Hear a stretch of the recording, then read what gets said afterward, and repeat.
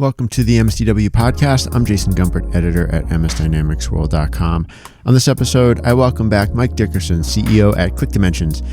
With the coronavirus driving so much marketing communication to digital formats these days, ClickDimensions saw a spike in activity as the lockdowns took place around the world. Mike tells us how his team has supported those rapidly changing needs, what's been working for his clients, and some of the mistakes he's seen too. We also discuss Mike's view of the Microsoft Partner Channel from a few perspectives. First, ClickDimensions has evolved its own strategy for engaging with partners since we last talked to Mike. He'll tell us more about that.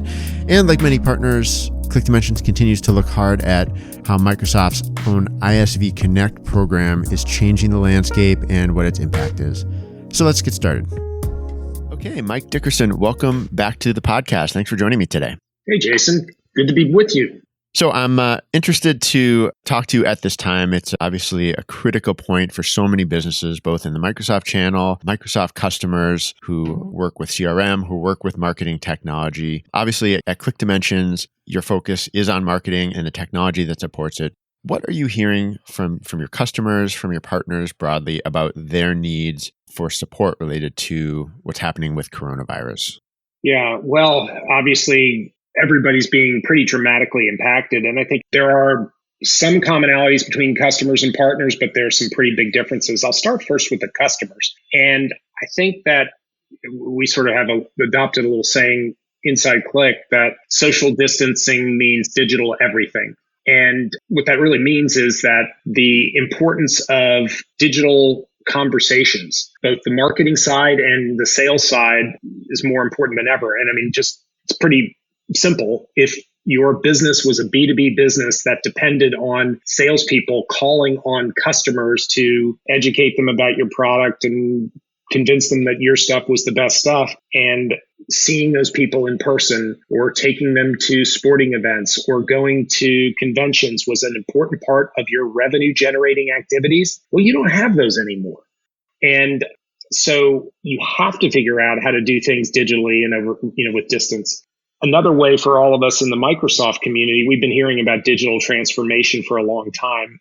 I would argue that there are a lot of companies out there, especially some of our customers in the B2B space, who kind of looked at their marketing departments and their sales departments as two slightly, it's like siblings with a little bit of rivalry between them. And I used to joke that the argument between the CEO and their head of sales and their head of marketing was, I need more revenue.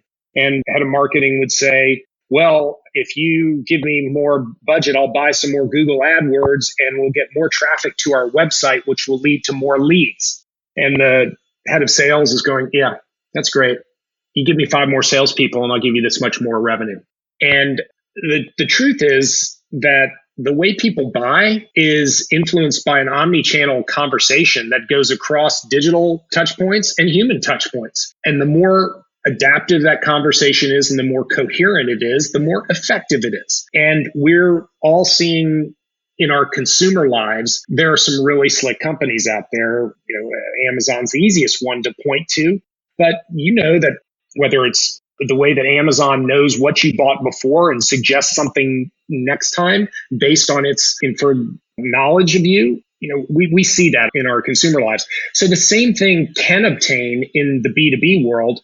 It's a little bit harder because there are humans involved, but that's kind of the way that things need to be. And until the virus, you didn't really it wasn't so apparent how important that was. But when your salespeople can't see prospects and customers, it really brings that to the fore, which I think does 2 things over time. Yes, it teaches people how to sell, over distance. And second, I think it forces people to look at things from a revenue perspective more than just a historical, anachronistic marketing over here and sales over there perspective. So I think that's one thing I would say. The second thing is that there is a talent shortage and I know, Jason, you and I have talked about this before. The technology exists to do all the powerful magic that people like Netflix and Amazon do, and great B2B companies as well. but knowing how to use it, how to orchestrate it, how to conduct the symphony, there's a shortage of that talent, and it's just more pronounced right now. And that's a problem that will either get solved by service providers, or it will get solved to some degree by the magic of AI, which can predict next best actions for you. But it's got to get solved. And so we're seeing that. From a customer side, our services business has actually been ticking up. And actually, one of the things that we do is we provide service capabilities for our partners to either resell in sort of packaged offerings, or to just bring us in to augment their teams. And we're seeing a big tick up in that. So the world of our end customers is changing. I think this has tipped us past the point of the old kind of Luddites on the sales side who were like, yeah, we don't know what marketing does. We're the heroes. We go generate revenues. I think that this has sort of moved us past that. That's interesting. Yeah, it makes me think of on a recent podcast with a Dynamics 365 CRM user. He made the analogy of sales guys who or sales reps who would go to a conference, wouldn't really even export the sort of the scanned badges. They would just take the cards out of the fishbowl or whatever and put them in the trunk of their car, drive off, and then start using those to generate leads. I mean, if that's your attitude, you're almost useless now to your organization. Yeah, I agree with you. I mean, I think everybody that we speaking as B2B businesses sell to is a digital consumer in their private life. And those B2B firms that know how to go find people when they're browsing anonymously who have characteristics that are similar to their ideal customer profile, and that know how to get the right content in front of them to begin to stimulate interest and demand, when every one of us as digital citizens has a zillion things to look at, from Charlie D'Amelio TikTok videos to CNN things to the Worldometer's coronavirus updates. Being able to get content that actually engages people so that they care about you, and then give you their contact info so you can actually start a conversation, which may be both digital and analog, like we're doing right now. The people who know how to do that are going to ultimately crush that sales rep that you talked about, who goes to the trade show and puts all the business cards in his trunk and tries to do it that way. I just think that's not going to work for too much longer. Are there any specific initiatives that ClickDimensions is taking on? You mentioned your services business. I'm interested actually to know how that's changed since we've last talked, because I think it was maybe even just starting out. It had just launched as an element of your business, a year or two back, and how that's grown. But also maybe, are there any other things that you're finding particularly effective to support either your partners or your customers? Let me start first with customers, and then I'll go into partners. And the services is a big part of the partner story. And I think you'll appreciate some of the interesting nuances here.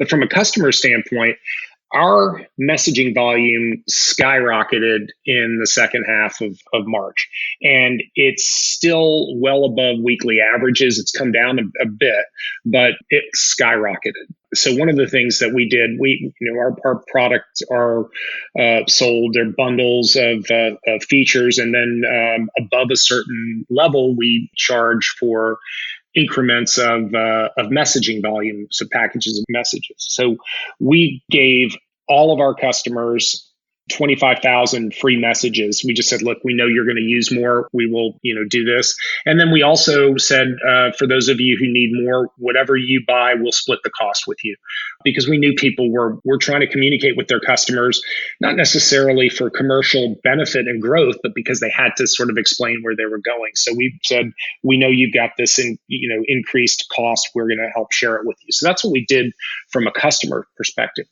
From a partner perspective, I think since we last talked, there has been a change. And you may know Paul Colella, who started 0 to 10, that ultimately became part of Full Scope, and then Edgewater, and now Alithia. Well, Paul joined us about a year ago this month, and he really changed a lot of our thinking about how we engage with partners. And here's kind of the deal. The Dynamics channel as a provider of marketing technology is not your normal channel. It's atypical. And there's so many folks who have come in and tried to be successful in this channel, and they have not. And part of it is because it's not like a regular reseller channel. The Dynamics CRM, and I use that to talk to the folks whose ancestry comes from the CRM side of business, even though Dynamics is now it is so different than it was when there was such a thing as CRM. Those folks are looking to make their money doing Salesforce automation projects and services projects. And they are not interested in really selling marketing technology or making their money from marketing technology.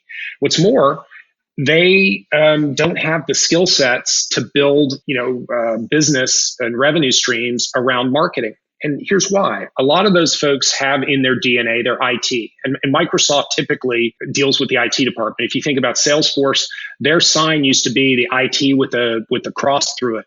They went to line of business. They understood sales. They understand marketing. They sell to those people.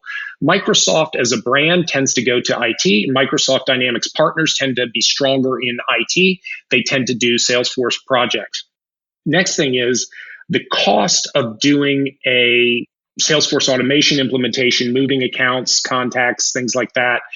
The skills that you need to do that kind of stuff are very different than what you need to do to create an automated customer journey or to build customer segments or things like that, or to make a basic email template and campaign.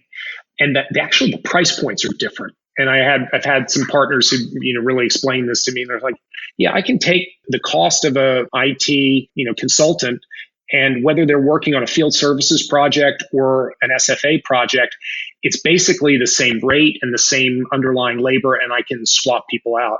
But when you're talking about a marketing project where the salary of a marketing analyst or a production specialist is perhaps half or less than the cost of that IT consultant, you can't swap people between a marketing project and a field services project and an SFA project.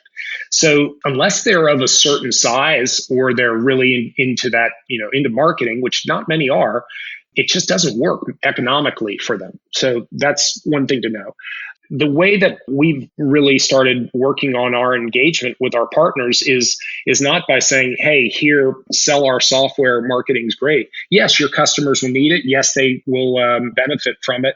And yes, ClickDimensions wraps a certain level of support and services if you don't want to do that. But what we've started to do is to say, hey, we've broken our partners into various groups, and let's take some of our highest potential partners, the people who do the most number of Dynamics deals a year. They're trying to increase their overall program, their service program with their customers. And what Paul has really championed is to say, look, we've got these capabilities on our staff at our price points, and we can make them part of your service delivery team. And we can create with you a larger program for you in a different sort of delivery model. And we've had some really good success with that approach recently. But think about this. We're a software company. And we're now going to some of our highest potential partners and saying, hey, use our software because we'll help you sell more services. That is a very different way of going into the community than I think other folks do. And then frankly, ClickDimensions had to do 3, 4, 5 years ago when it was, kind of like burgers with fries, when you'd say, I'm selling Dynamics CRM, you need some marketing automation with that? Oh, okay, check the box, off you go. So we've really looked at how we change our value proposition to our partners. The value proposition to our customers stays the same. We're still the marketing cloud for Microsoft Dynamics, and we have services to wrap around, the tech, and we have a great portfolio and all of that. But our value prop to our partners has changed, and it's changed. I would say there are a couple ways it's changed, but the services-led value proposition has probably been the biggest change. Yeah, I imagine that's a welcome change for some partners, and others probably need to maybe process what it really means for their engagement with you. So we're always a partner first company, and our company wouldn't exist without partners. And we do, almost 90% of our new customers come through partners. So when we look at the services that we do, number one, we've always opened up our cost sheets, our price sheets, our processes to anybody that wants to do what we do. We are happy to help them do that. But what we basically found is after interviewing a ton of them and working on this for a long time, the things that I shared with you just a minute ago are the reasons why partners really don't go deep into sustained marketing practices, managed marketing services. It doesn't work with their business model. And I'm thinking of one partner in particular, one of my favorite partners from whom we've learned a ton, and who actually is really great at selling marketing. We were pushing them really hard to build a managed marketing services business. And look, here's a new revenue stream, and customers need this, and it's clear that customers need it. There's no doubt about that. Customers need the help. And after a couple of years, and they're very successful, one of the best Dynamics partners that Microsoft has, and they really are good at selling the interplay between sales and marketing. They sell a lot of our software. They even sell some of that stuff that Microsoft makes once in a while. So I say that to say that these guys know their stuff. And they basically said, look, we're done with the marketing services business. It is different price points. It's harder to manage, and it slows down the rest of our business. Here, you take it.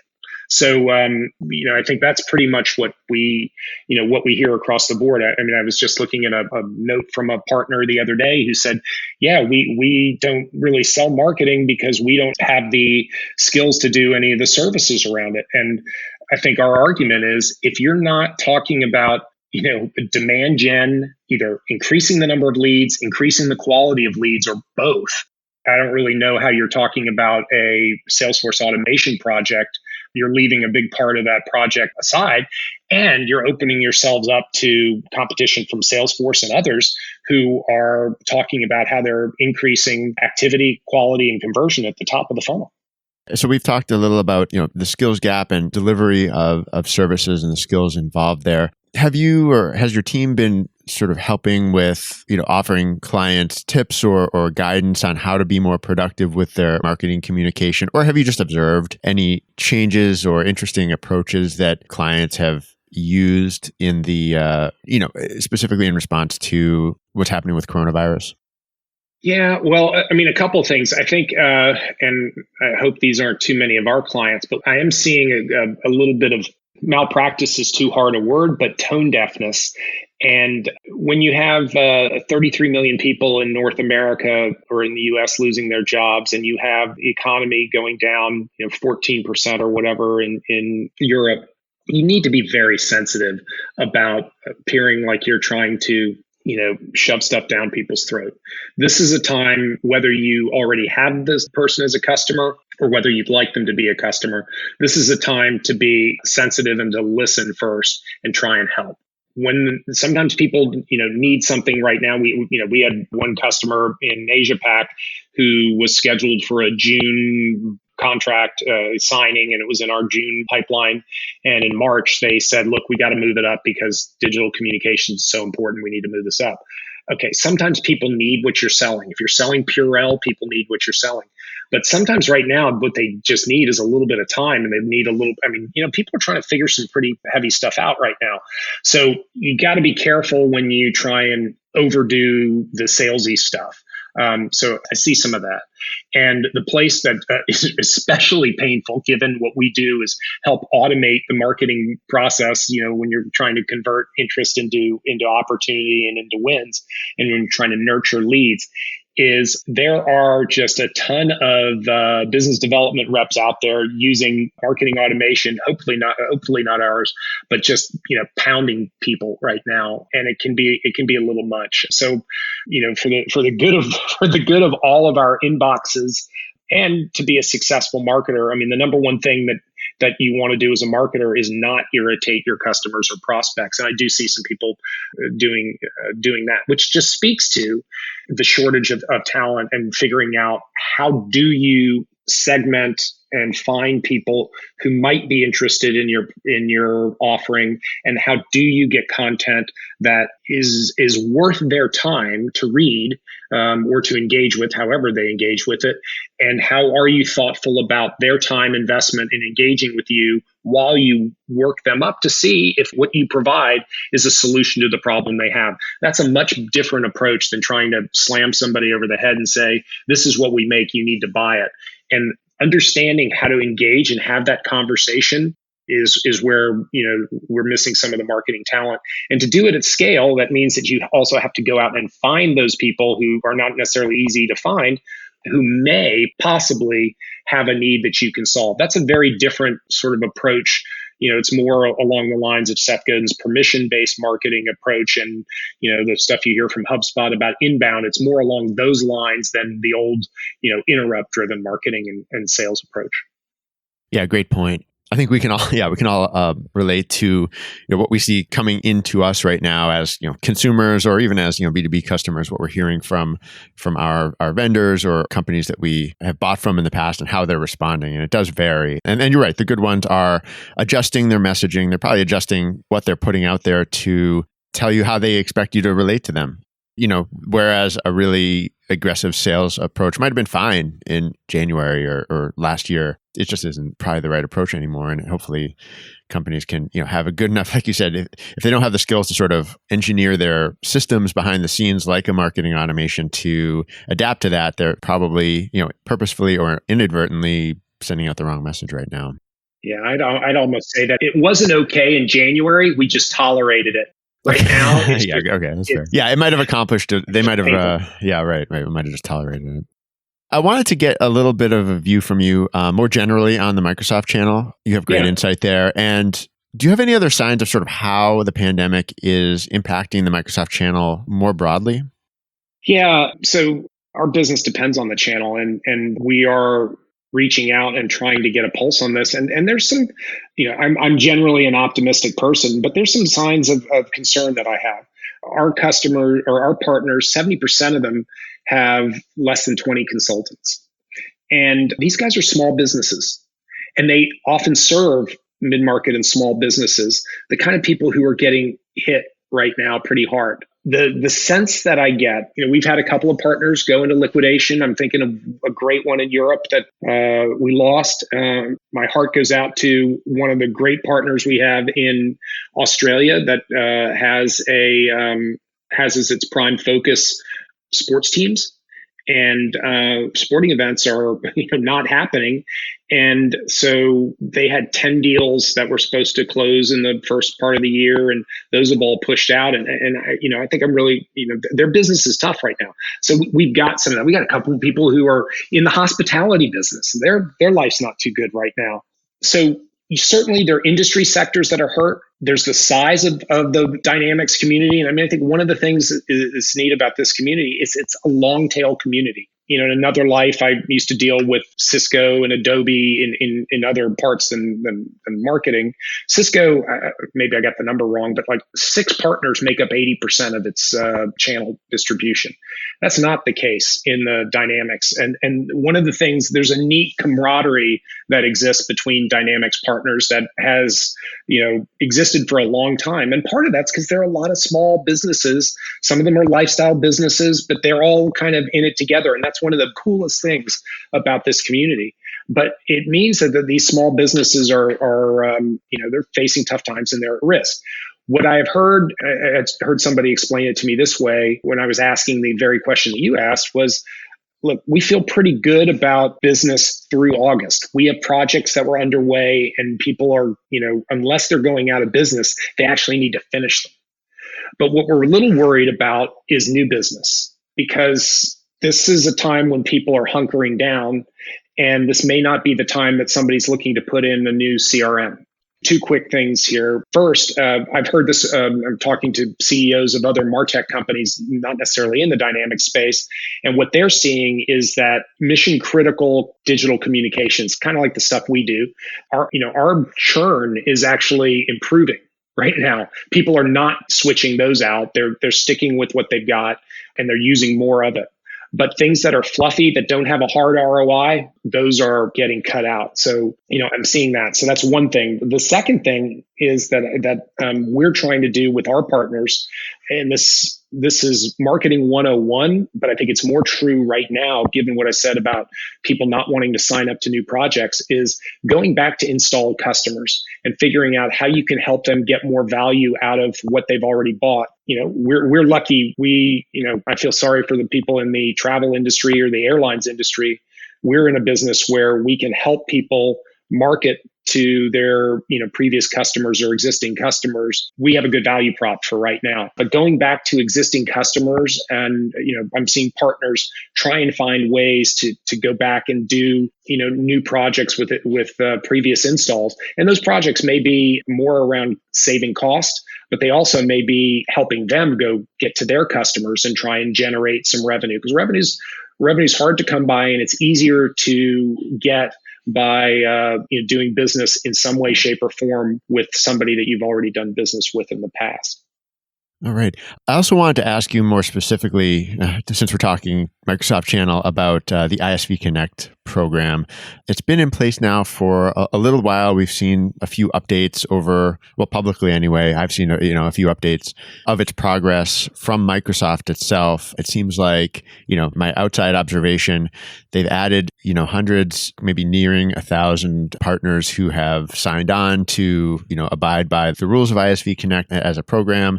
They've been adding solutions to AppSource. They've presumably been coaching the Microsoft Salesforce on, trying to get at least some of these applications into the conversation with Microsoft prospects and clients. So that's sort of what I see from the outside. Can you tell me anything more about sort of what your view has been of ISV Connect's progress? Because it's impactful to us. I mean, every ISV, ClickDimensions included, right? Yeah, absolutely. And obviously this is a very important topic for us. We have not yet, we're still talking with Microsoft, and I'll tell you some of the things, at least what I can share around some of the challenges with the program. It's an important program, and the ecosystem is important, and so we want to see the program be successful. I'm also going to give a little shout out to Googs, Steve Guggenheimer, who is hanging up his spurs in a couple of months. That's and right. Look, I've dealt with a lot of people in Microsoft over 20 plus years, a lot of great people, but Googs is one of a kind. A lot of fun to work with, even when we haven't always been on the same side of a position. He's just one of my favorite guys to work with at Microsoft. So wish him well. So the couple of things that I would say is that the marketing domain has some edge cases that are particularly difficult. And then you put ClickDimensions is in a weird position because our biggest vendor, whom we buy more Azure from than any other vendor, it's our biggest line item, is also our most important strategic partner. We only work with Microsoft. We have a competing product. Part of our portfolio overlaps with part of Microsoft's portfolio, and we share a sales channel. So we have a thoroughly modern relationship for sure. What makes things even more complex is that if you look at, there's 7,000 MarTech firms, there are about 300 that do marketing automation, and pretty much every one of those 300 says that they work with Microsoft Dynamics. How do they do that? They work with products like Zapier and Workato and PieSync. That's my favorite. PieSync has one of the most heavily used adapters between MailChimp, which is a really good self-service product built in Atlanta, Georgia. They use PieSync to connect between MailChimp and Dynamics. Well, MailChimp sure as heck doesn't pay anything to Microsoft. One of the challenges in our situation was, hey, wait a minute, we've got to pay this, pretty hefty sum against our entire ticket, but our competition who works at or who hosts and runs their software at AWS, who does nothing for the Microsoft community, they get this for free. So how does that work? And then you look at all of those other marketing automation firms that are able to say, yes, we connect with Dynamics because we use these integration as a service. The reason I love to point out PieSync is that not only does PieSync connect MailChimp and a bunch of others, but HubSpot just bought PieSync.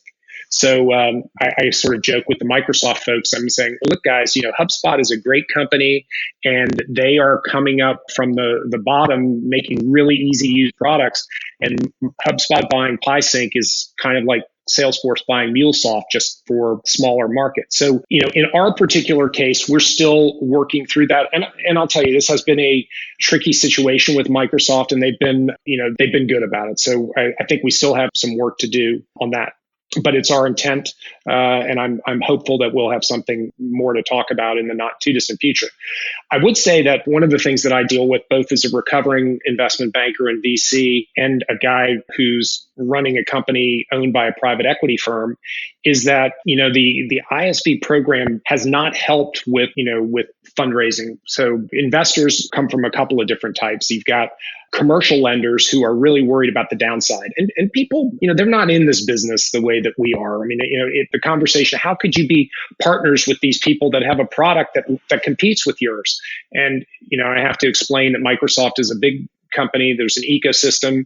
I can have sibling rivalries with Lori and Martin Costal. We can joke about sibling rivalry and we can compete like gentlemen. That's all fine. But we have tons of people that we're partners with inside Microsoft. So anyway, long story, that's easy for us who are in the community to understand. But if you go to a commercial bank who just cares about what bad can happen, they'd say, well, can't the big evil empire just, take away your access or crush you the way that they crush Netscape? And you can start to explain about what a platform business is and why Power Platform is important and what they're trying to do and where first-party apps. But commercial bankers, their eyes glaze over. They're only worried about what bad can happen. And then if you go, and why are commercial bankers important? Because private equity firms borrow money to buy companies like ClickDimensions. We have a debt on our balance sheet for sure. So that can be a problem. And then growth investors, they have a little bit of a challenge. Given their alternative uses of their money, they can say, I could invest in a company that has this restriction as an ISV, or I could invest in one that doesn't. And that has that weighs on things. I think if you looked at a firm with our growth characteristics, I mean, knock on wood, ClickDimensions has grown incredibly over the years and remains very profitable. But if this company, if it were not for some of those factors, we would probably trade at close to double the valuation that I think we would trade if we were trying to sell the company. So that the ISV Connect program has some great ideas in it. And if you are, when people ask me about it, I have other portfolio firms in our private equity sort of family, folks who have a strong vertical industry. Oh my gosh, the power of getting hooked up to the Microsoft sales engine, that's fantastic. And it's something that AWS could never give you. So there's a lot of goodness if you have the need for that kind of sales motion. But for folks who have a more horizontal product, it creates some problems. Final word I'll say on this is, like everything at Microsoft, the 1.0 version always has a couple of bumps, and they get it right. And so I have high confidence that the program will keep getting tuned and refined and will provide the right value for the right kind of ISVs. And different ISVs, what we need from Microsoft and what we're willing to pay for happily is probably different than some other guys, but they'll get it right. Yeah, one follow up on that, just going back to the investment community. And you make a great point there. I mean, beyond ClickDimensions, I mean, when you're looking to sort of explain why it can work, I think you can probably point to all the well-known vendors that operate very seriously in the Microsoft channel who do have private equity investment or other, maybe institutional investment behind them that have been in this field for years. But I guess the question was, do you see the, private equity firms or the investment community more broadly exerting any influence on or voicing their concerns to Microsoft about ISV Connect or trying to shape anything else about what they're doing in the channel right now? Yeah, I know they have. And I'm sure that some of those voices have been heard, I know. As Microsoft's trying to balance a lot of different interests, including their own financial interests, that has been heard. I think one of the things that I would say is that, and we're kind of unique in this, and it influences our strategic thinking, is we've been 100% Microsoft Dynamics, 100% Microsoft. it forces us to look at, okay, how do we diversify? How do we think about things differently? Most of the other firms that are, ISVs with some presence in the Microsoft channel, are not necessarily 100% wed to Microsoft. I mean, Marketo will go into a deal and they've got a lot of Azure consumption and they got other things, but if they're going to lose the deal because somebody's going to go with Salesforce, they'll figure out how to, line up with Salesforce. That exclusivity in the Microsoft channel is one of the trade-offs that, the ISV Connect program may be influencing. So we've talked a little already about how partners are adapting. Do you have any other thoughts on, when it comes to partners that are really maybe not thriving, trying to survive right now, any other suggestions of ways partners can adapt? I mean, from what you've already said, I get the sense that to some extent, the die is cast to a degree in terms of, things like certain industries have, better or worse outcomes right now, certain types of partners perhaps as well. Are you making any other recommendations or are you seeing any other ways that partners are adjusting for the better? Yeah, well, and this is going to be entirely self-serving, so I'll say it in advance. Notwithstanding those industries that are badly affected, I mean, I think what Paul Colella and his services team have gone out to do is say, okay, look, for you partners who have installed customers that you've done business with before, how can you help them accelerate their move to digital selling, to more efficient, more blended revenue marketing, the combination of sales and marketing? How can you do that? And how can we provide not just software, but how can we provide some skill sets to help you with those service programs? I mean, we're absolutely doing that because there are a lot of partners out there who have installed customers who are trying to figure out how do they do business in a world where you can't see your customers physically. So as I said, it's self-serving to us because it uses our software and it uses our services, but we're trying like heck to do as much of that as we can for our own benefit, for the benefit of our partners, and hopefully for the benefit of their customers. Well, Mike, thank you so much for joining me once again. It's always fun to catch up. I feel like we could crack open sort of 6 other topics if we wanted to. Maybe we'll save them for the next visit. But again, I really appreciate you being on. Fantastic. Thanks, Jason. Look forward to seeing you in person one of these days. I know. Me too. This has been another episode of the MSDW podcast. My thanks to Mike Dickerson for joining me today. If you have any comments or want to get in touch, you can follow us on Twitter at MS Dynamics World, or you can contact me by email, jgumpert@msdynamicsworld.com. Until next time, this is MS Dynamics World, signing off.